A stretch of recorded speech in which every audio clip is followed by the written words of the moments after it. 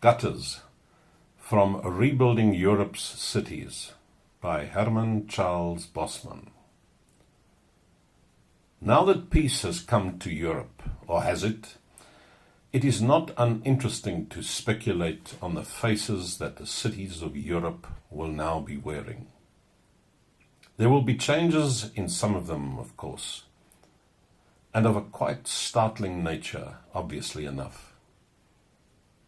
For one thing, there will be rebuilding to be done, and on a scale for which we can find, offhand, only the word unprecedented. This applies to a by no means insignificant area of Europe.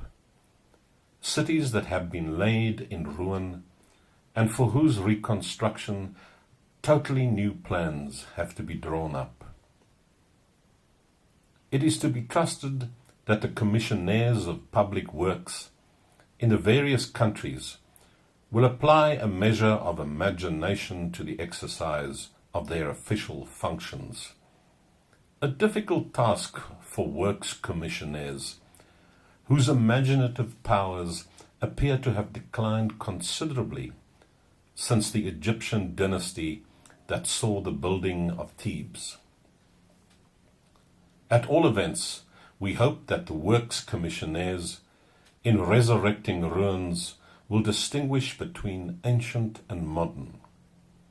We hope that they don't go erecting pillar boxes where a Gothic castle used to stand, or replacing the fallen pillars of the Parthenon with steel and concrete structures, or macadamizing the Appian Way.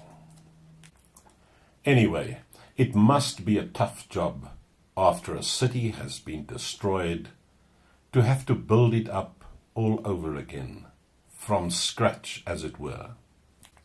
And I bet the new lot of architects and town planners and building contractors will make just about the same mistakes as the old ones did. They will create the same ugliness and the same chaos. It may be difficult to achieve all that, but they will.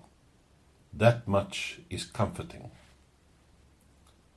Civic authorities will once more have to rack their brains in planning the thoroughfares, so as to ensure the creation of bottlenecks and the maximum amount of congestion. They will have to put railway stations in all the wrong places. Law courts will once more have to be constructed to look like museums. Town halls to look like town halls, and art galleries to look like gasworks.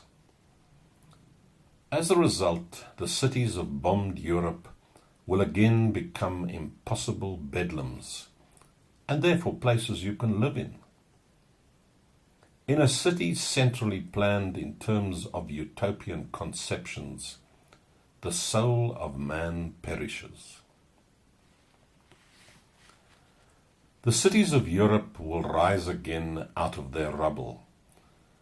Their streets will wind along the banks of the rivers on which they are situated. They will conform with seafronts and hills and valleys and the demands of propertied and privileged interests. And from a peaceful movement, one will again become confronted with a spectacle as violently outre as the arches of Adelphi. In spite of the planners, life will creep back into the cities, and into the buildings, drama of a kind the architects did not intend. I believe that the war will have made no difference to the cities of Europe. A city gets its individuality from the people who live there. The streets are torn up, the buildings are destroyed, but the soul of the place remains. The city in which a genius has lived becomes recreated into something that is more than the inanimate background to its source. The streets he has walked, the scenes amid which the incomprehensive pattern of his life has unfolded. Above all, the places where sublime inspiration came to him. It doesn't matter what happens to such a place afterwards. That spot on the earth's surface remains impregnated with a spirit of beauty that is, forever, rich and rare. Take a stroll through the streets of Brussels, and you will see what I mean. The artistic soul of a city is the contribution that genius makes to it. Its incongruities are the things that life brings along. The architects and the city planners and the landowners and human nature. And you can't do without either influence. When a city has enough incongruities, I feel you can live in it. Above all, a city must have strong and bizarre contrasts. Ermines and rags, beauty and filth, the sublime and the diabolical. A well-conducted nightclub next to a, perhaps, not so well-conducted morgue. I've thought of a story that I would like to write someday, when I get the time. It is about people who live in Johannesburg and people who live, say, in the Mariku bushveld. These two sets of people, those who live in the city flats and those who live on the farm, don't know each other. They never meet, but life does exactly the same things to each of them. Life is like that.